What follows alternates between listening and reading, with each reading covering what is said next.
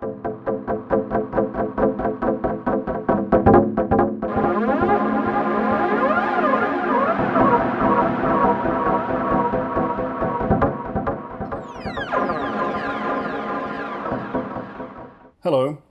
In this video, I'm going to demonstrate a technique that I've been exploring for creating abstract experimental sounds using the aFrame. The technique is quite an old one and involves the use of a surface driver and contact microphones. The contact microphones in this case are provided by the aFrame itself, and those signals are going to be processed through the sophisticated sound module and effects unit inside the aFrame. A source driver you might think of as being that part of a speaker that is responsible for converting the signal into vibrations. But in this case, there is no speaker enclosure or resonating object to amplify the sound. So we need to put the driver in contact with some kind of object. Let me just demonstrate this.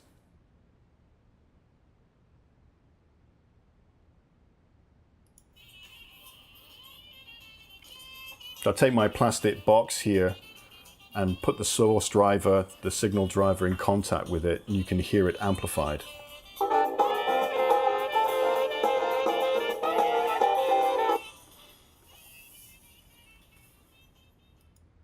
Now, experimental musicians have used this technique many times by taking signal drivers, source drivers, putting them in contact with different kinds of objects, could be a metal sheet, could be springs, and then attaching contact microphones and recording the results. This also makes it possible to interact with the object in different ways. You can play percussively on the object, you can mute certain frequencies and dampen vibrations that are going through the object before they get picked up by the contact microphones. For the purpose of this demonstration, I'm just going to use one sound source, although you could use anything that you like. You could use an iPhone, you could use your laptop. I'm going to use the Korg Monotron, which is a noisy little analog synth unit with a delay built in, and a nice ribbon controller. The idea really being is that I want to be able to articulate control over the Monotron and still have one hand free to play on the aFrame. So the size of the Monotron makes that, more realistic. Okay, let's dive in and see what sort of results we get. So I've set up the aFrame flat, as you can see, and this is going to help me when I start to use the source driver, because having it flat means that the source driver is going to stay in one position for most of the time. And also, I'm going to be playing the aFrame very lightly because I've dialed up the sensitivity of the edge and the center contact microphone, because the signal coming from the source driver is so small. So if I was to use the full dynamic range of the instrument, playing it in a normal percussive way, this signal will be completely lost. So that's not the idea here. We're working at a much smaller dynamic range, and we're using the sensitivity of the contact microphones to good effect. So this is the sound on the aFrame that I'm using.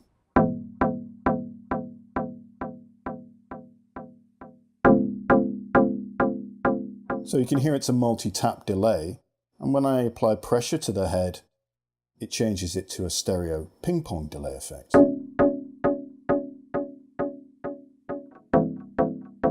You can hear that.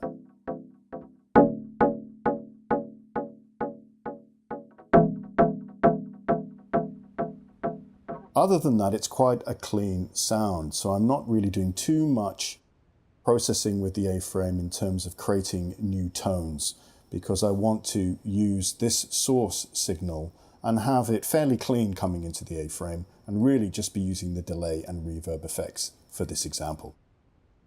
So let's put the source driver on the head there and just play a sound on the Monotron.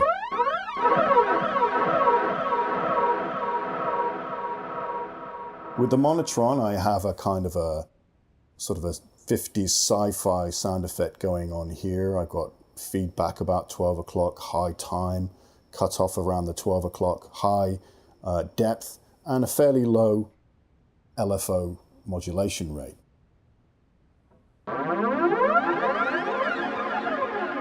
So using the pressure, I can articulate differences in the delay here.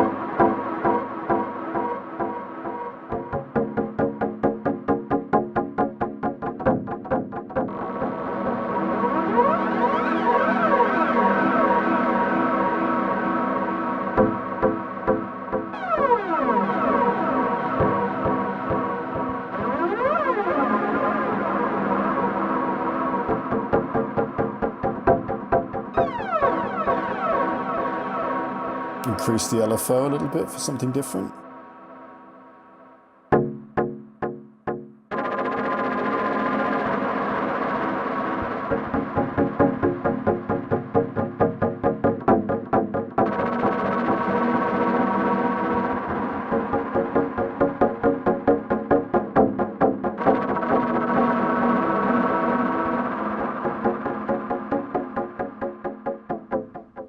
Another technique you could explore is to actually put the source driver in contact with the head only when you really want to process sound through the aFrame, like this.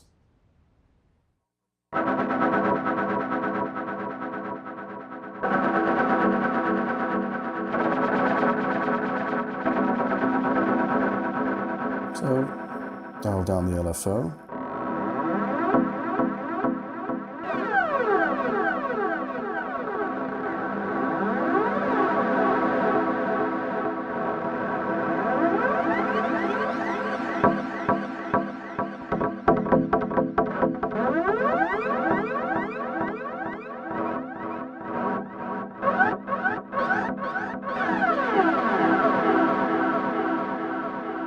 Okay, that gives you an idea. Thanks for watching. Hope you get some inspiration from this to try something similar out yourself with your aFrame and a source driver. Bye.